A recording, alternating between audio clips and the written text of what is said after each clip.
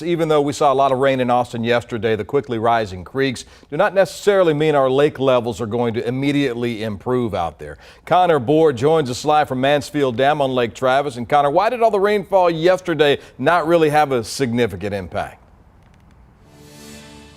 Brian, the Lower Colorado River Authority, also known as LCRA, tells me that although this rain was welcomed, it did not make a big impact on our lakes. They regulate all the water levels in our area and also all the dams like Mansfield Dam right behind me. Now, I want to show you just how little of an impact the rain had that we saw yesterday. The numbers that you're going to see on your screen, those numbers are from this morning. Now, Lake Austin is just slightly higher than it was last week. Lake Buchanan is actually just lower than a week ago.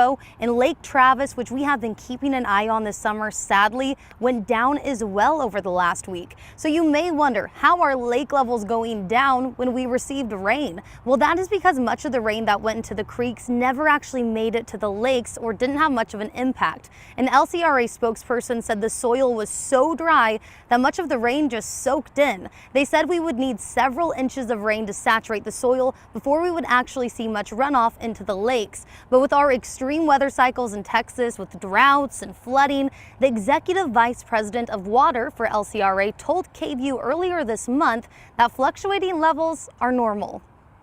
At some point, 2018, 2019, we saw historic flooding in our region. And we had some of the same folks that are concerned about the drought, wondering if it was ever going to stop raining. And now we're wanting it to start raining. Now, due to the high temperatures and minimal rain this summer, in addition to high demand for water, LCRA's website states they expect levels in both water supply lakes, which are Lake Travis and Lake Buchanan, to keep going down this summer because of customer use and evaporation.